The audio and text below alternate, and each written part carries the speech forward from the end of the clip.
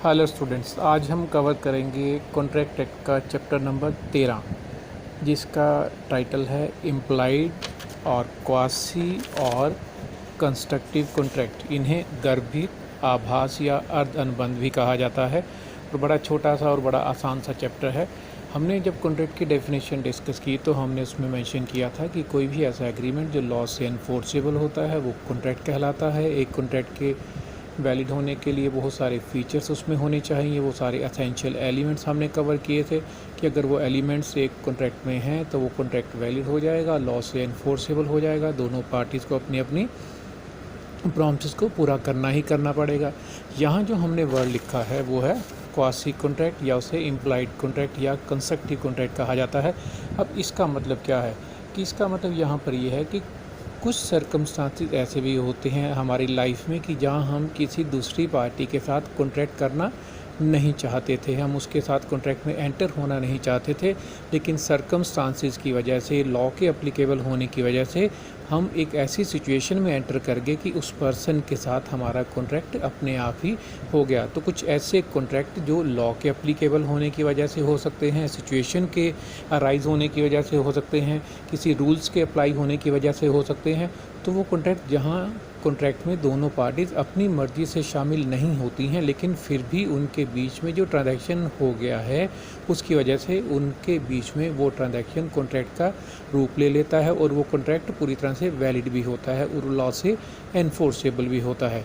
बल्कि कई बार इस तरह के कॉन्ट्रैक्ट में, इस तरह की सिचुएशन में वैलिड कॉन्ट्रैक्ट होने के कुछ फीचर भी मिसिंग हो सकते हैं, लेकिन उसके बावजूद वो सारे के सारे सिचुएशन जो कॉन्ट्रैक्ट बन जाती हैं वो लॉ से एनफोर्सेबल हुई मानी जाती हैं। लेकिन वो क्योंकि हम अपनी मर्ज़ी से नहीं कर रहे हैं, हमने अपनी मर्ज़ी से ना तो ऑफ़र, हमारे सामने कोई ऑफ़र रखी गई, ना हमने उसे एक्सेप्ट किया, लेकिन उसके बावजूद जो कॉन्ट्रैक्ट हो गया तो उसको कॉन्ट्रैक्ट से मिलता जुलता हुआ कॉन्ट्रैक्ट कहा जाता है। उससे इम्प्लाइड कॉन्ट्रैक्ट, क्वासी कॉन्ट्रैक्ट या कंस्ट्रक्टिव कॉन्ट्रैक्ट कहा जाता है। इस तरह के कॉन्ट्रैक्ट को हम कई बार certain relation resembling those created by contract भी कह सकते हैं। अब अगर हम इसकी डेफिनेशन देखें तो इसकी कोई स्पेसिफिक डेफिनेशन नहीं दी गई है, लेकिन फिर भी लॉ में से इस तरह से एक्सप्लेन किया गया है कि implied contract is a transaction. Implied contract is a transaction in which there is no contract between the parties. The law creates certain rights and obligations between them which are similar to those created by contract। implied contract एक ऐसा contract है जहां दो parties ने अपनी मर्जी से contract नहीं किया, ना तो वहाँ ऑफ़र हुई ना वहाँ एक्सेप्टेंस हुई, लेकिन किसी लॉ के, किसी रूल के अप्लाई होने की वजह से दोनों पार्टीज़ की एक दूसरे के टुवर्ड्स राइट्स और ड्यूटीज़ और रिस्पॉन्सिबिलिटीज़ अराइज हो जाती हैं। इस तरह के कॉन्ट्रैक्ट को हम क्वासी कॉन्ट्रैक्ट की कैटेगरी में शामिल करते हैं। और क्वासी कॉन्ट्रैक्ट लॉ के जिस रूल पर बेस्ड है वो रूल हमारा कहलाता है principle of equity. Principle of equity का मतलब होता है कि लॉ ये कहता है कि किसी भी व्यक्ति को दूसरे की कीमत पर अनुचित लाभ नहीं दिया जाना चाहिए, कि एक की कॉस्ट पर दूसरे को बेनिफिट मिल रहा हो, लॉ इस बात की परमिशन नहीं देता। ये प्रिंसिपल ऑफ इक्विटी है और इसी के बेस पर जो हमारा क्वासी कॉन्ट्रैक्ट है या जो हम डिस्कस कर रहे हैं इम्प्लाइड कॉन्ट्रैक्ट या कंस्ट्रक्टिव कॉन्ट्रैक्ट फॉर्म होते हैं। इसका हम एक बड़ा सिंपल सा एग्जांपल लेते हैं। सपोज़ एक्स एक पब्लिशर है, बुक्स वो पब्लिश करता है। उसने कुछ बुक्स का जो पार्सल था वाई ने ऑर्डर किया, उसने वाई को पार्सल डिस्पैच करवा दिया। वो सारे का सारा ऑर्डर जो वाई को डिस्पैच करवाया गया गलती से जेड के पास पहुंच गया। अब जेड को वो सारा पार्सल नहीं लेना चाहिए था, उसे एक्सेप्ट नहीं करना चाहिए था, लेकिन जेड ने वो पार्सल खोला और उन बुक्स को यूज़ करना शुरू कर दिया। अब यहाँ जेड की अगर हम सिचुएशन देखें और एक्स की हाँ सिचुएशन देखें तो इस सिचुएशन में एक्स और जेड के बीच में एक लीगल सिचुएशन अराइज हो जाएगी, जिसकी वजह से वो एक कॉन्ट्रैक्ट में एंटर हुए मान लिए जाएंगे और वो कॉन्ट्रैक्ट एक्स और जेड के बीच में क्वासी कॉन्ट्रैक्ट कहलाएगा। इसके बाद हमें जो पॉइंट इस चैप्टर में कवर करना है वो है characteristics of implied contract. Implied contract के क्या फ़ीचर्स होते हैं, और ये फ़ीचर अगर हम देखें तो बड़े सिंपल से फ़ीचर हैं। सबसे पहला जो इसका फ़ीचर होता है कि इम्प्लाइड कॉन्ट्रैक्ट लॉ के अप्लीकेबल होने की वजह से अराइज़ होते हैं, वो हम अपनी मर्ज़ी से नहीं करते हैं। दूसरा, ये किसी सिचुएशन के अप्लाई होने की वजह से होते हैं। उस सिचुएशन के अप्लाई होने की वजह से दोनों पार्टीज़ की एक दूसरे के टुवर्ड्स राइट्स, ड्यूटीज़ और ऑब्लिगेशन उत्पन्न हो जाती हैं, अराइज हो जाती हैं। इस सिचुएशन में ये भी होता है कि एक पर्सन को कोई ना कोई बेनिफिट मिल जाता है, कोई ना कोई फ़ायदा मिल जाता है, जिसकी वजह से वो कॉन्ट्रैक्ट का हिस्सा बन जाता है। फर्दर इसके अलावा जो क्वासी कॉन्ट्रैक्ट हैं वो स्पेशल सिचुएशंस में अराइज होते हैं, वो एक हमारी लाइफ का नॉर्मल हिस्सा नहीं होता है। और जो हमारे क्वासी कॉन्ट्रैक्ट हैं वो लॉ के जिस प्रिंसिपल पर बेस्ड हैं उसे प्रिंसिपल ऑफ इक्विटी कहा जाता है, जिसमें ये कहा गया कि no one should be allowed to unjustly enrich himself at the expense of another, कि एक व्यक्ति दूसरे व्यक्ति से कोई अनुचित लाभ नहीं उठा सकता। इसका एक और जो फीचर है वो ये होता है कि जो क्वासी कॉन्ट्रैक्ट होता है जब वो हो जाता है तो दोनों पार्टीज़ को एक दूसरे के टुवर्ड्स अपनी रिस्पॉन्सिबिलिटी पूरी करनी होती है। वो उसके लिए लीगली बाउंड होते हैं, वो उसको पूरा करने से मना नहीं कर सकते हैं, और अगर वो उसे पूरा करने से मना करते हैं तो वो सिचुएशन ब्रीच ऑफ कॉन्ट्रैक्ट की तरह से ही मान ली जाती है। फिर इसके बाद इस चैप्टर का जो नेक्स्ट हिस्सा आता है वो है difference between a contract and implied contract. इसको अलग अलग बेसिस पर हम डिफ्रेंशिएट कर सकते हैं। पहला जो डिफरेंस है वो है on the basis of intention. Contract हम इंटेंशनली करते हैं, इम्प्लाइड कॉन्ट्रैक्ट हम जानबूझकर नहीं करते हैं। फिर होता है ऑब्लिगेशन। कॉन्ट्रैक्ट में हमारी ऑब्लिगेशन, हमारी जो रिस्पॉन्सिबिलिटीज़ होती हैं वो प्री डिफाइंड होती हैं, हमें शुरू से ही पता होता है। जबकि इम्प्लाइड कॉन्ट्रैक्ट में जो हमारी ऑब्लिगेशंस हैं वो सर्कमस्टांसेस पर डिपेंड करती हैं। वो क्या होंगी वो हम उस सिचुएशन के हिसाब से तय करते हैं या हमें तय करना पड़ता है। नेक्स्ट जो बेस है वो है एग्रीमेंट। कॉन्ट्रैक्ट में एग्रीमेंट होता है, इम्प्लाइड कॉन्ट्रैक्ट में एग्रीमेंट हम करते नहीं हैं लेकिन वो हो जाता है। ऑब्जेक्टिव, कॉन्ट्रैक्ट का ऑब्जेक्टिव पहले से हमें पता होता है। इम्प्लाइड कॉन्ट्रैक्ट का ऑब्जेक्टिव हम पहले से जो नहीं जानते हैं, वो प्रिंसिपल ऑफ इक्विटी या हम जस्टिस और इक्विटी के आधार पर निर्धारित करते हैं। फिर इसके बाद इस चैप्टर का जो नेक्स्ट पार्ट है वो है कि जो हमारे इम्प्लाइड कॉन्ट्रैक्ट या क्वासी कॉन्ट्रैक्ट होते हैं उनकी डिफरेंट फॉर्म्स क्या क्या हैं, उनकी टाइप्स क्या हैं, वो किस किस प्रकार के हो सकते हैं। उसमें जो सबसे पहला हिस्सा, इसका सबसे पहला जो फॉर्मेट है वो होता है claim for necessities of life supplied to a person who is incompetent to contract. Simple सा पॉइंट है जो सेक्शन 68 में बताया गया है, claim for necessities of life supplied to a person who is incompetent to contract. हमने competency वाला chapter discuss किया था जिसमें हमने कहा था कि कॉम्पिटेंसी टू कॉन्ट्रैक्ट का मतलब है कि वो पर्सन जो मेजर है, जो साउंड माइंड का है, जो लॉ के द्वारा डिस्क्वालीफाइड डिक्लेयर नहीं किया गया है, वो कॉन्ट्रैक्ट करता है तो वो कॉन्ट्रैक्ट लीगल होता है, लॉ से एनफोर्सेबल होता है। लेकिन अगर कोई ऐसा पर्सन जो माइनर है, जो अनसाउंड माइंड का है, जो लॉ के द्वारा डिस्क्वालीफाई डिक्लेयर किया गया है, अगर उसके साथ हम कोई कॉन्ट्रैक्ट करते हैं तो वो कॉन्ट्रैक्ट नल एंड वाइड होता है। लेकिन अगर एक पर्सन किसी माइनर पर्सन को या अनसाउंड माइंड वाले पर्सन को उसकी नेसेसिटीज़ ऑफ लाइफ सप्लाई करता है, रोटी कपड़ा और मकान की हम बात कर रहे हैं, बेसिक नीड्स की बात कर रहे हैं, हेल्थ फैसिलिटीज़ की बात करते हैं, एक माइनर को अगर इस तरह की कुछ चीज़ें चाहिए, एक पर्सन अपनी मर्ज़ी से वो सारी चीज़ें उसको सप्लाई करता है या माइनर के कहने पर सप्लाई करता है, तो नॉर्मली वो कॉन्ट्रैक्ट नहीं होता, क्योंकि माइनर में कॉन्ट्रैक्ट करने की कैपेबिलिटी ही नहीं है।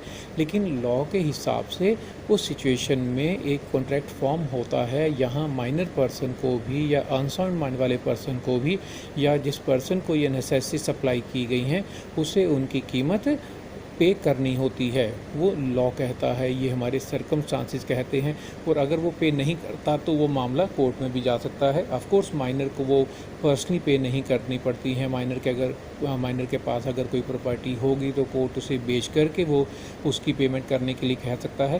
लेकिन हम जो पॉइंट डिस्कस कर रहे हैं कि अगर एक पर्सन अपनी मर्जी से एक माइनर को या अनसाउंड माइंड वाले पर्सन को नेसेसिटीज़ ऑफ लाइफ सप्लाई करता है, तो अगर वो पर्सन वो नेसेसिटीज़ एक्सेप्ट कर लेता है तो दोनों के बीच में एक कॉन्ट्रैक्ट हो जाता है सर्कमस्टांसेस के हिसाब से, जो लॉ से एनफोर्स भी करवाया जा सकता है। दूसरा इसमें आता है वो है payment by an interested person. Next जो हमारा फॉर्मेट है वो है payment by an interested person, जो सेक्शन 69 में एक्सप्लेन किया गया है कि अगर एक पर्सन हमारे लिए कोई पेमेंट कर देता है, जिस पेमेंट को करने का उसकी कोई लीगल बाइंडिंग नहीं थी, उसकी कोई लीगल रिस्पॉन्सिबिलिटी नहीं थी, लेकिन फिर भी वो हमारे बिहाफ पर पेमेंट कर देता है। लेकिन उस पेमेंट में अगर उसका भी कोई इनडायरेक्ट इंटरेस्ट छुपा हुआ था तो वो भी कॉन्ट्रैक्ट क्या हो जाएगा, वो इम्प्लाइड कॉन्ट्रैक्ट बन जाएगा। इसको हम एक सिंपल से एग्जांपल से समझते हैं। सपोज़ एक मकान में आप मकान का एक ऊपर वाला हिस्सा जो फर्स्ट फ्लोर है वो किराए पर लेते हैं, नीचे वाले हिस्से पर मकान मालिक रहता है और आपको 15,000 रुपये पर मंथ किराया देना है। और उसमें ये तय हुआ था कि इलेक्ट्रिसिटी का बिल आप नहीं देंगे, वो मकान मालिक ही देगा। अब सपोज़ हम इसमें बात करते हैं कि आपका जो मकान मालिक है वो कुछ समय के लिए विदेश चला जाता है, वो फ़ॉरेन चला जाता है और उसके पीछे से इलेक्ट्रिसिटी बिल आता है। तो आपको ये लगता है कि इलेक्ट्रिसिटी बिल तो मकान मालिक ने देना है और वो बिल मैं क्यों दूँ। लेकिन उस सिचुएशन में एक और पॉइंट क्या है कि अगर आपको लगता है कि बिल ना दिया गया तो हो सकता है इलेक्ट्रिसिटी कनेक्शन जो है वो काट दिया जाए, आपको भी दिक्कत हो जाए।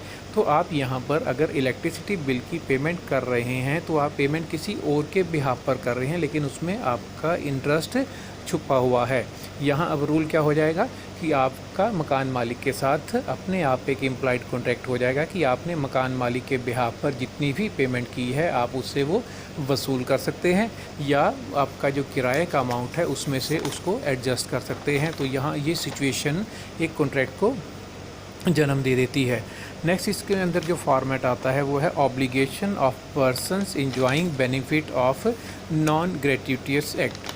सेक्शन 17 में से बताया गया है स्वेच्छा से किंतु शुल्क पाने की भावना से किया गया कार्य। अब इसका क्या मतलब हुआ, सपोज एक्स एक बिजनेसमैन है, वो गलती से किसी के घर जाता है, गलती से वो कुछ चीज़ें वहाँ पर वो छोड़ आता है। एक बिजनेसमैन किसी के घर गया, उसका कोई प्रोडक्ट गलती से उस पर्सन के घर रह गया तो उस पर्सन की वहाँ ड्यूटी बनती है कि वो सामान उस बिजनेसमैन को वापस कर दे। लेकिन अगर वो पर्सन उस सामान को यूज़ करना शुरू कर देता है तो बिजनेसमैन ने उसे ना तो वो गिफ्ट किया था ना उसे डोनेट किया था, वो बिजनेसमैन अब इस पर्सन से उस प्रोडक्ट की जितनी भी कीमत होती है वो वसूल करने का अधिकार रखता है, क्योंकि उसने बिना उसने कोई फ्री में वो सामान हमें देने की कोई बात नहीं की थी। तो इस सिचुएशन में भी एक कॉन्ट्रैक्ट वहाँ पर अपने आप ही बन जाता है। फिर एक और बड़ा रियल लाइफ से जुड़ा हुआ इंस्टांस है जो कॉन्ट्रैक्ट में हम कई बार शामिल हो जाते हैं जबकि हम कहीं भी अपनी मर्ज़ी से उसमें शामिल नहीं होते। वो सेक्शन 71 में बताया गया है, वो है responsibility of finder of goods. Responsibility of finder of goods का मतलब होता है कि अगर हमें किसी दूसरे पर्सन का कोई गुमा हुआ सामान मिल जाता है, आप सड़क पर जा रहे हैं, आपको सड़क पर चलते हुए एक कोई पर्स मिल गया, उस पर्स में बहुत सारा कैश भी है, उसमें क्रेडिट कार्ड भी है, उसमें ड्राइविंग लाइसेंस भी है, उसमें और कुछ इंपॉर्टेंट डॉक्यूमेंट हैं। तो अब आप क्या बन गए, आप फाइंडर ऑफ गुड्स बन गए। आपको एक गुमी हुई चीज़ प्राप्त हो गई, आप उसके मालिक नहीं हैं, आप उसके ऑनर नहीं हैं, आपको उसे यूज़ करने का कोई अधिकार नहीं है। वहाँ अब आपको क्या करना होगा, आप बाय डिफ़ॉल्ट लॉ के एप्लीकेबल होने की वजह से एक कॉन्ट्रैक्ट का हिस्सा बन जाते हैं। इसका मतलब क्या हो गया कि अब आपकी रिस्पॉन्सिबिलिटी बन जाएगी कि आप उस पर्स के ओरिजिनल ऑनर को ढूंढने की कोशिश करें, उसको ट्रेस करने की कोशिश करें। जब वो मिल जाए तो वो उसका पर्स लौटा दें।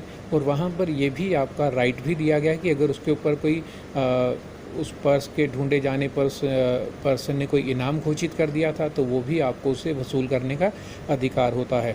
आपको तब तक उसको संभाल करके अपने पास रखना होता है उस सामान को, उस पर्स को, जब तक उसका ओरिजिनल ऑनर नहीं मिल जाता। तो यहाँ आपको किसी दूसरे पर्सन की कोई गुमी हुई चीज़ मिली थी, आपने वहाँ पर ये नहीं सोचा था कि आप एक लीगल सिचुएशन का हिस्सा बन जाएंगे, आप एक कॉन्ट्रैक्ट का हिस्सा बन जाएंगे। लेकिन ऐसी सिचुएशन में आपका उस पर्सन के साथ लॉ के एप्लीकेबल होने की वजह से कॉन्ट्रैक्ट अपने आप ही बन जाता है। फिर इसमें जो नेक्स्ट फॉर्मेट है और जो लास्ट फॉर्मेट आता है वो है गुड्स और मनी पेड अंडर मिस्टेक और कोयर्सन। गुड्स और मनी पेड अंडर मिस्टेक और कोयर्सन सेक्शन 72 में बताया गया कि एक पर्सन सपोज़ आपके घर आता है और वो कुछ पेमेंट छोड़ जाता है आपके घर, वो कुछ पैसे दे जाता है और आप उस पैसे को रख लेते हैं ये मानते हुए कि उस पर्सन ने वो पैसे आपके लिए ही भेजे हैं, आपके किसी और फैमिली मेम्बर को वो अमाउंट उसने देनी थी, उसने वो आपके घर वो भिजवा दी है। लेकिन बाद में पता चलता है कि वो पैसे आपके लिए नहीं भेजे गए थे, आपके नाम से मिलते जुलते हुए किसी दूसरे पर्सन के वो पैसे थे और वो उसके पास जाने चाहिए थे, गलती से आपके पास आ गए हैं।